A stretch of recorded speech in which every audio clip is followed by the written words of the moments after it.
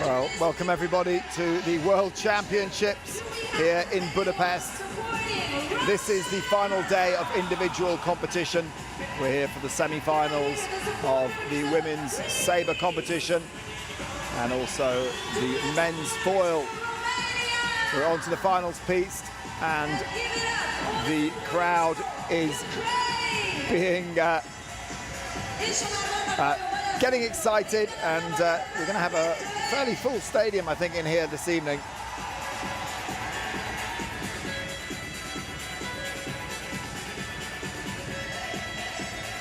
So we're due to get things underway very shortly. We've got 4 through to these semi-finals: Sofia Velikaya, Teodora Contura,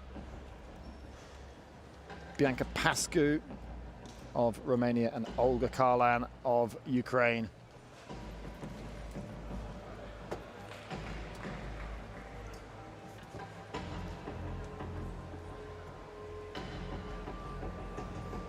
Had some big shocks early on in the competition.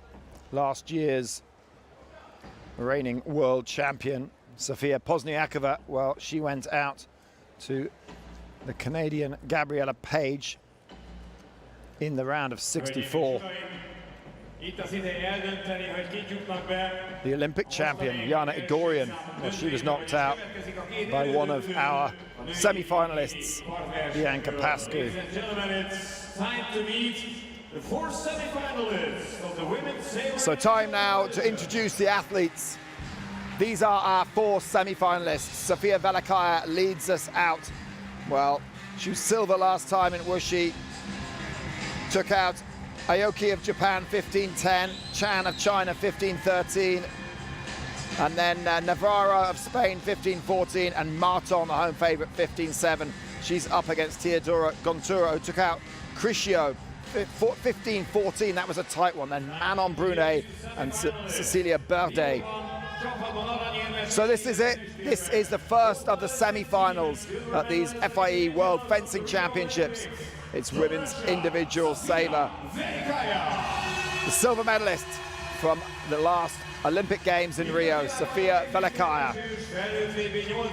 Silver medalist at the Junior World Championships and 8th in the World Championships last year. And she is going to be up against Teodora Contura of Greece, 22 years old, world ranked 14, but she's been having an excellent tournament so far. And 3rd place this year from Romania, Bianca Pascu. And from Romania, 31 years old, world ranked number 19, Bianca Pascu. Olympic champion from 2008, an individual world champion from 2 years ago, from Ukraine, Olga Karlan. And there is Olga Karlan. Well, she's had a pretty comfortable route through to this semi-final. Had a difficult one in the quarters against her teammate Komashuk. As we introduce the referees, Luigi Margiolotti, Papature, and Vasil Melenchev.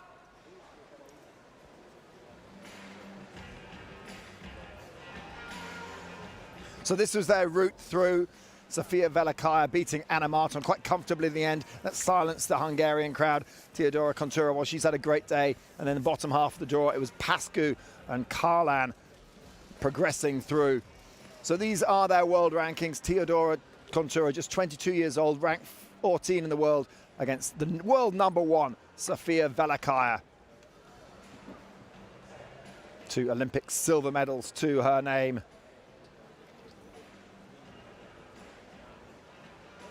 And there is Teodora Contura. High five from the coach. And the very experienced Sofia Velikaya.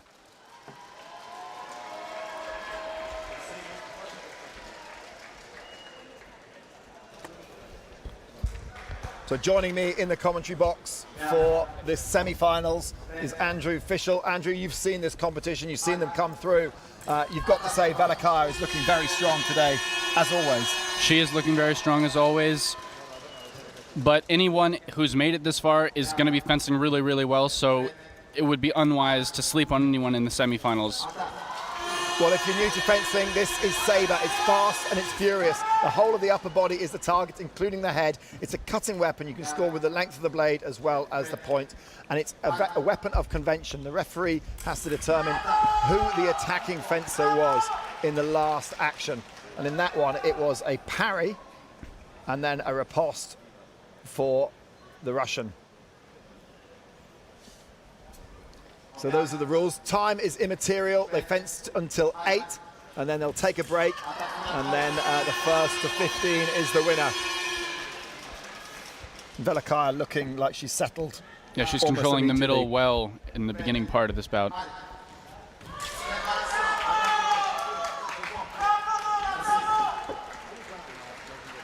So again, if you're new to fencing, and particularly new to Sabre, watch the feet first. See the foot movements, who then initiates the attack, and then look up and see what the hand is doing.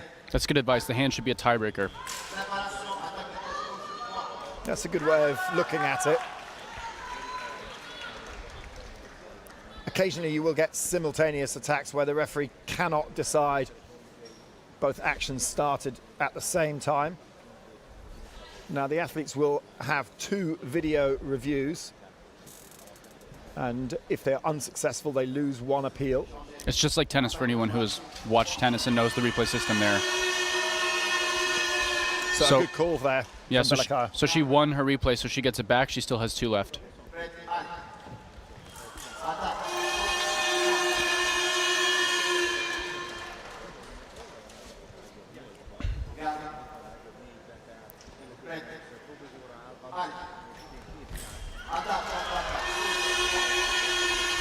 Giuntora looks a little bit stuck on her feet. She's not moving as well as she was in the last bout. There could be some intimidation because she may not be as comfortable on the stage as Velikaya is. Yeah, when you get into the final stage and the lights go down. And everyone is watching just you. Yeah. Big pressure. Velikaya is used to it. She's won pretty much everything in this sport apart from that Olympic gold medal, beaten in London 2012. Into silver, beaten by her teammate in Rio in 2016. And lost to 2 Americans in 2008, right? Yeah, Zagunis went on to win that one in 2008. She's just looking so comfortable in the center. But not a bad Olympic record, 4th silver. And she's won Olympic gold in team competitions. But her motivation is Tokyo 2020. There is Papature, the referee. She hasn't really found a way to hurt Velikaya in the middle, and because of that, Sofia is just very comfortable waiting and kind of capitalizing on her mistakes, making an aggressive attack every once in a while just to show her that she can do it. But I think Giuntora needs to change something about her footwork pretty major in order to have a chance in the second half of the bout. Otherwise, Velikaya is just going to keep dominating the center the way she's been this bout and all day.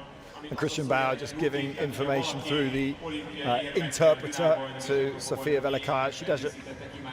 And Christian Bauer does speak English as well as French, and they can communicate together pretty well. What does Giuntora need to do? I would tell her to mix up the speed and size of her footwork more than she's been doing in the first half of the bout. Try a few very fast attacks, slow it down a little bit, add some acceleration in the middle. It's just been kind of flat so far. And especially against someone like Velikaya, you really need to do a little bit more than just simple actions to surprise them. Because she looks very comfortable right now, and that's not a good look for her. No, not if you're facing her, no. Yeah.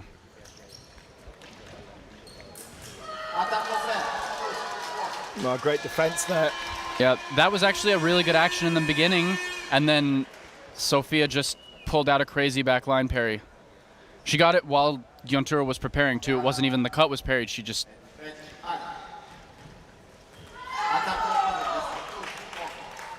That was similar to the last one, except she kind of got her stuck right on her on-guard line.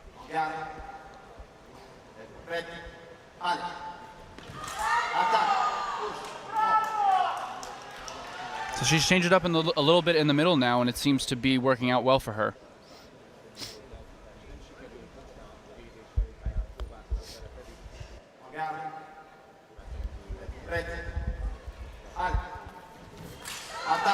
Same thing. Yeah. Well, now maybe Velikaya will change her tactics. Not sure about this bird's eye view over the top on the replays. Yeah. I haven't decided if I like it yet either. Well, Velikaya into double figures. So the interesting thing about that touch is the last 2 times, Giuntora has held a little bit to go around the parry. So this time, Velikaya did the same preparation and finished her hand really quickly. So Giuntora was looking again and got hit in prep. And that's just the next step in the tactical wheel. After a couple touches, she's been a little bit uncomfortable. Attacking is the right thing to do against someone who's tentative and uncomfortable.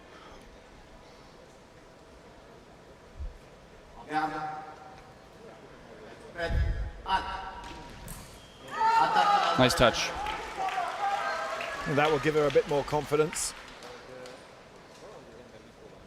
This time, Giuntora was dictating the pace in the middle, not Velikaya. It's one of the first touches of the bout where that's actually happened. Bauer waves his finger, no, no, no.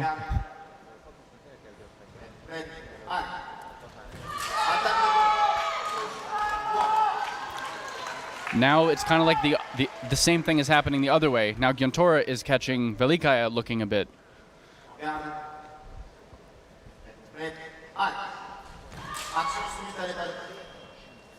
Yeah, nothing given there.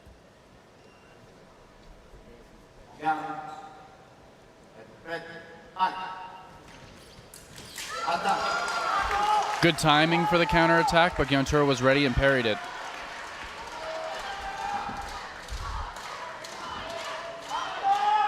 Yeah, attacking out of time. It's not your turn to attack.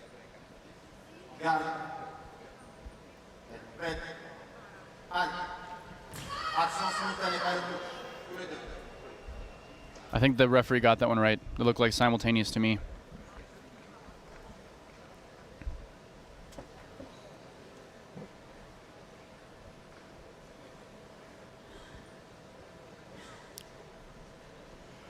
You have a different view, I guess, as a fencer on the piste than the referee does, looking at 90 degrees to you. Yeah, definitely. Sometimes in the bout, things feel a lot different than they look from the side. Oh, that was unlucky. It looked like Giuntora did everything right except hit her opponent. I think she just finished to 3, and Velikaya happened to be closing that line with her cut.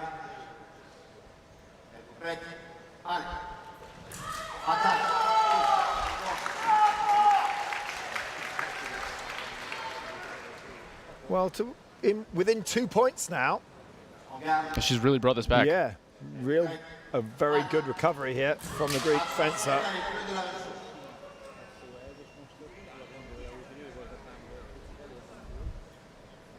Giuntora asking for the video review.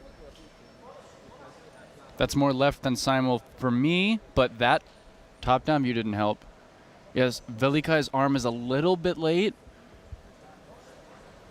We'll see if they decide that that's enough of a mistake to punish. Or maybe one of them... No, nothing given.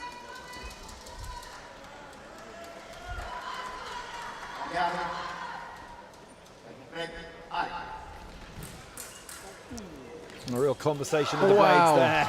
Conversation is a great word for that. And she's brought it back within 1.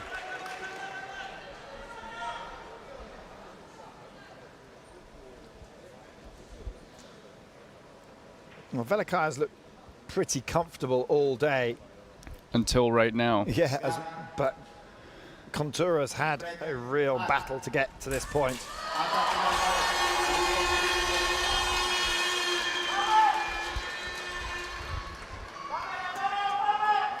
Great job staying composed for that. Yeah, that was a great parry. And set up by the footwork, obviously. Yes, exactly.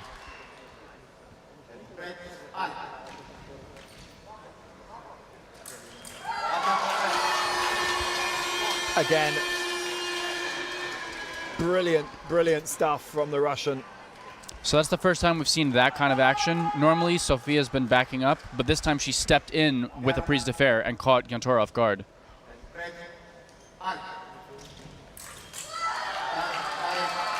Wow. Well, it ended pretty quickly. Gontora made a bit of a comeback, but Sofia Velikaya just put the foot down and pressed the accelerator in the last 3 points, and she is through to the gold medal match. Yeah, she really bullied her blade on the last couple touches. Yeah, very impressive stuff from Sofia Velikaya, looking on very, very good form. Well, she's won this tournament twice before. She's won it in Catania in 2011. She won it in Moscow in 2015. Could she be on her way to win it again tonight here in Budapest? I wouldn't put it past her. Let's have a look at some of these replays.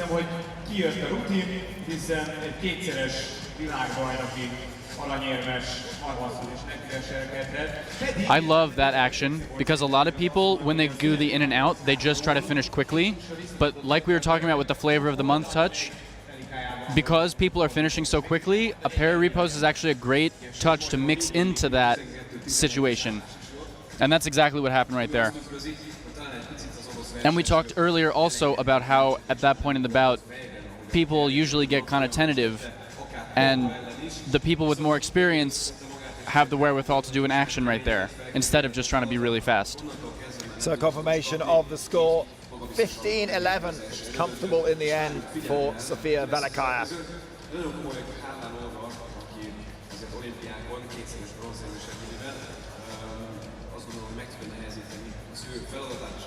I love the pattern of the lights on the ground.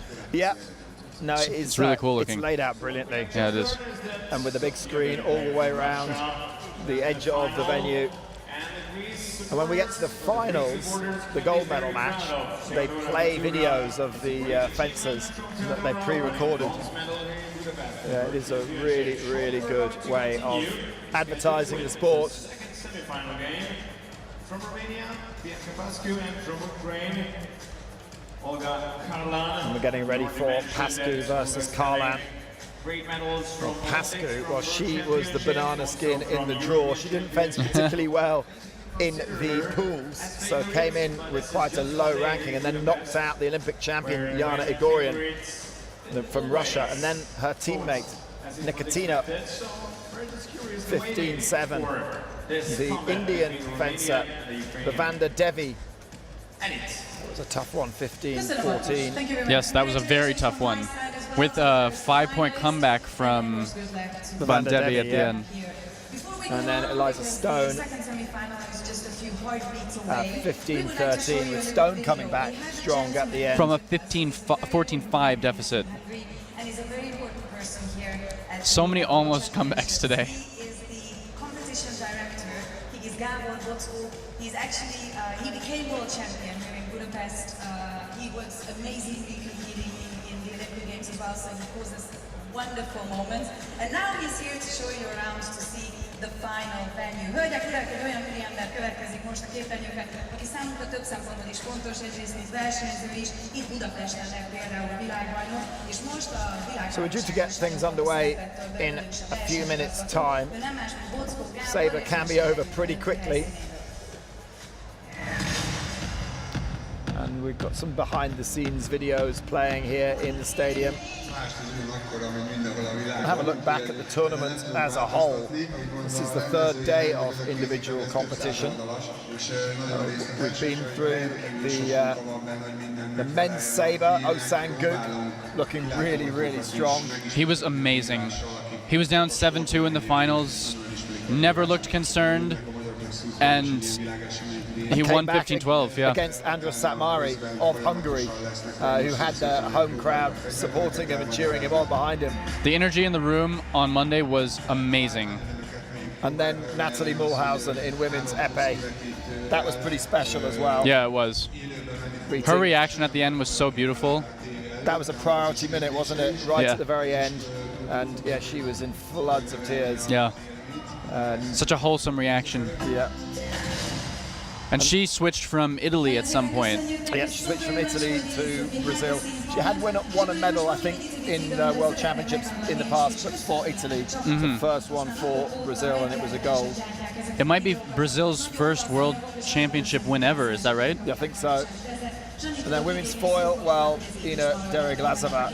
Surprising nobody. The ice queen. She's won pretty much everything all season. And the only surprise was that there might have been a wobble sometimes when you come in with such a win record. Yeah. To actually convert that into the win, but she was absolutely she was totally dominant. Yeah, dominant. Yeah. And then men's épée, that was another highlight.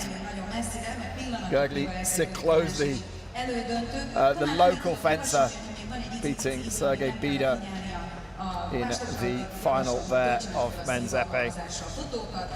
That was amazing. The final bout was awesome. His semi-final was really good. What a day for him.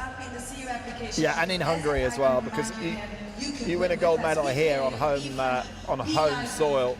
It's a really big deal. It is a very, very big deal. Hungarian fencers, they're the top sportsmen in Hungary, effectively. One of my Hungarian friends who knows nothing about fencing heard that he was in the final and tried to buy tickets, but it was already completely sold out. Yeah, you could not. Every seat was taken.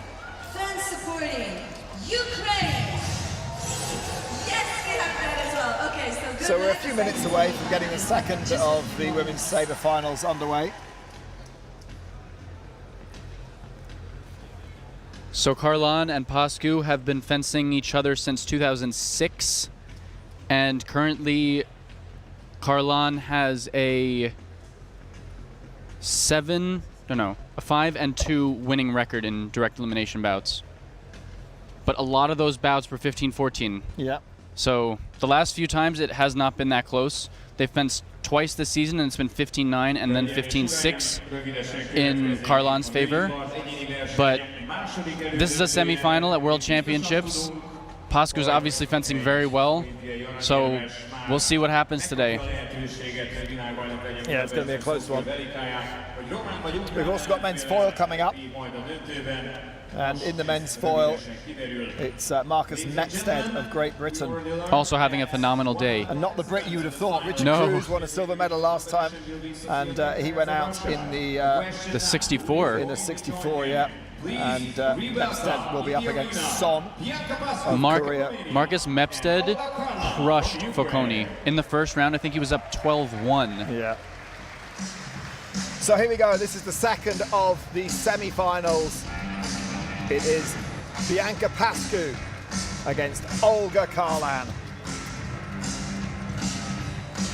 This proves this is going to be an absolute humdinger, because Bianca Pascu is on incredible form today. World rank number 19, but a really, really talented fencer, and she is up against Olga Karlan. And Olga Karlan, well, has won this tournament three times before. And if she wins here tonight, Olga Karlan could make history and become one of the only two fencers to win more than 4 individual women's world championship medals. So we've got Karlan against Pascu. Who was the other fencer? Vitsali. Oh. 6. Of course. Yeah, so she's got a bit of a way to go to get 6. But if she can win this semi and then win the gold,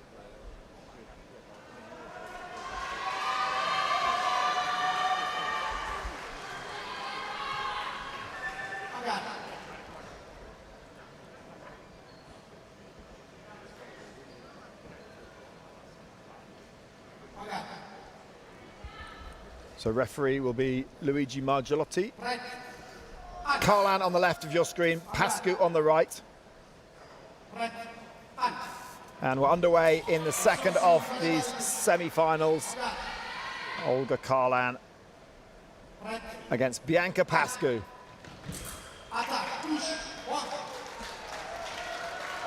Pascu's the first one to go for an action. Unfortunately, she does not get the blade.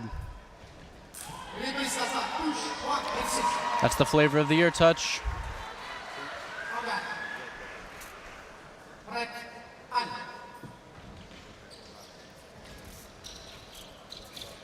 Right on the back line. So patient from Karlan.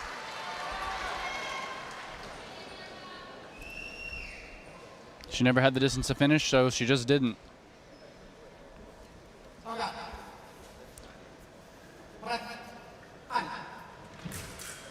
Oh.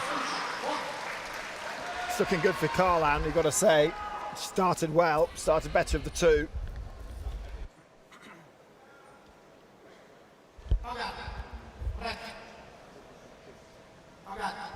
That's the second time Pascu's moved before he said fence. If she does that again, she'll get a yellow card. Could be a yellow card, exactly. Another offence, it becomes a red card and gifts a point to your opponent. Starting early, such an advantage in Sabre. Yeah, it's so important to calm your nerves at this point. Well, fencing's often referred to, or Sabre fencing's often referred to as a game of paper, scissors, stone. Basically predicting what your opponent's going to do. And we talked to John Southfield, the British team coach. He said it's actually more complicated than that. So that's only a third of the issue. You can also try and persuade your opponent to do something else. Exactly. Or you could go in eyes open and just kind of perceive what's going on and wait for your opponent to do something and then make a reaction. They throw stone and then you throw paper afterwards. But decision-making is so vital. Decision-making at speed. Yeah, it's the speed part that makes it really tricky.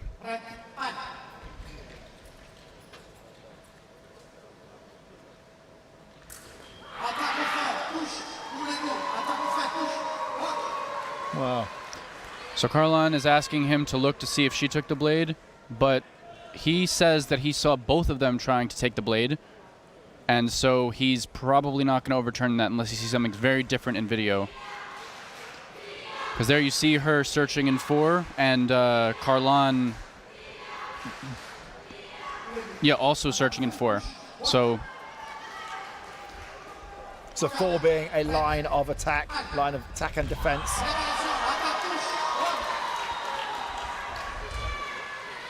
We won't go into explaining all the different lines, but it's the third time she's done that. Yeah, yellow card now coming out.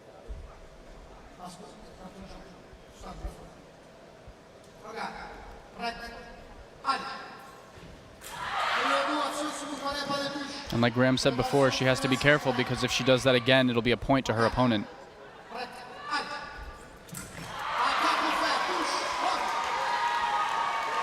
Well, that time Karlan accepts it. Yep. The same action as before. Both of them go for the blade, but the attacker has priority in the case that both of them do the same thing. If they both make a mistake, if they both do something right, the attacker still has priority.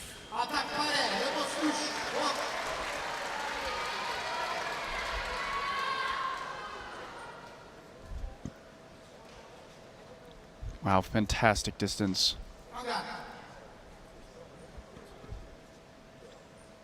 She almost didn't need to get the parry in there. The attack had almost fallen short and failed anyway. That's the best kind of parry, one that you don't even need.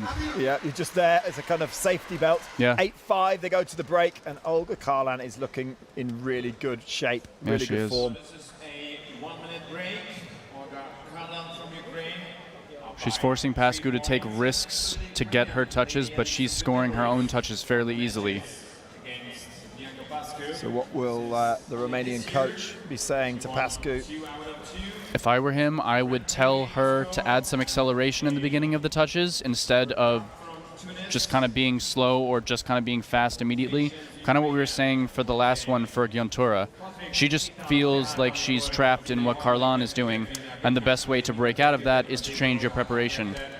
And often keep rotating it. A lot of the time when you're fencing someone really strong and dominant like Karlan, they get you stuck in a certain rhythm by way of the footwork that they're doing. And you just have to kind of abstract yourself from that, make a decision, and change something pretty frequently so they don't have the ability to do that as much. Yeah, they're not going to predict.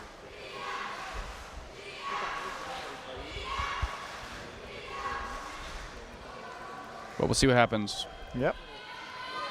The Romanians really like to wait and watch a lot, but against Carlan, that doesn't really work very well.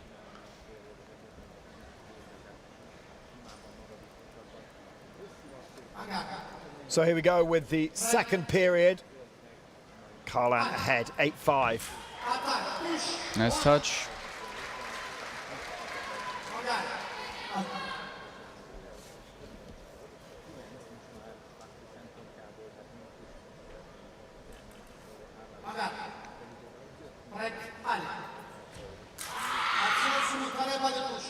And I like what we saw from Pascu right before the touch there. She took a second to compose herself before she got on guard.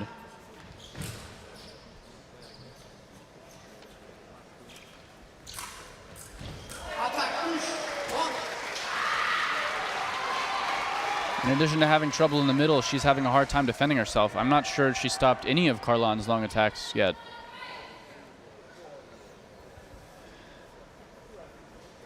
Well, Carlan won the Grand Prix in Seoul this year, but then backed it up with a win at the European Championships in Budapest. And she really does perform well on the big stage. Yeah, she does. None bigger than the World Championships.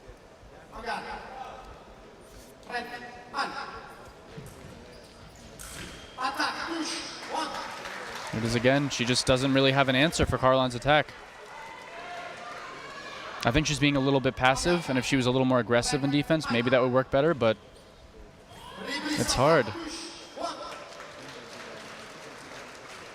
And you can see the body language now of Bianca Pascu. Yeah, it doesn't look super confident. I think she had the opportunity to take over the attack there, but she missed the chance with her footwork, and you can see clearly right here that Carlan starts first with her feet. Yeah. And I think Pascu may have hit off target as well.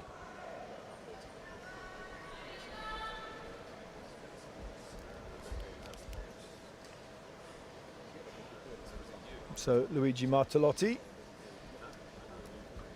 can kind of see what they're gesturing with their hands, that one Yeah. starts before the other, and then the second is reacting to that. Just chatting through with Willem Madder. Kosha? Oh yeah, sorry.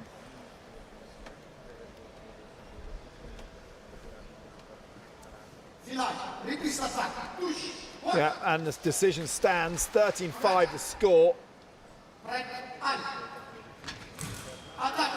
Wow. As she's saying, I don't know what to do.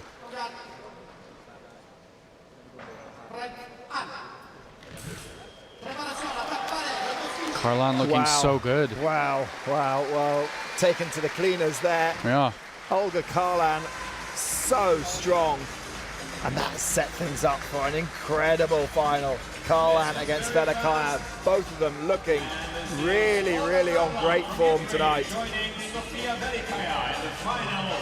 The confirmation that Olga Carlan is the winner of semi-final number 2. A brilliant performance by the Ukrainian. And thinking forward to the final against Velikaya, I think it's going to be quite a tight affair. It should be an exciting affair, that's for sure. Definitely.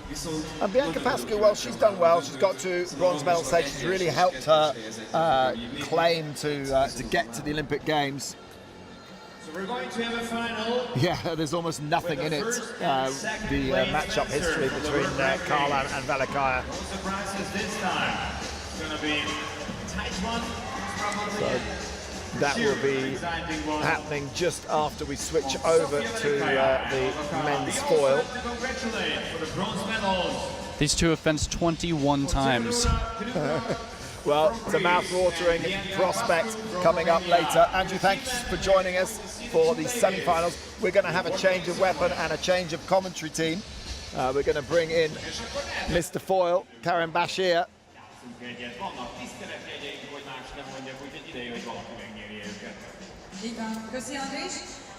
Yeah, hi Graham, brilliant stuff. Yeah, confirmation of that.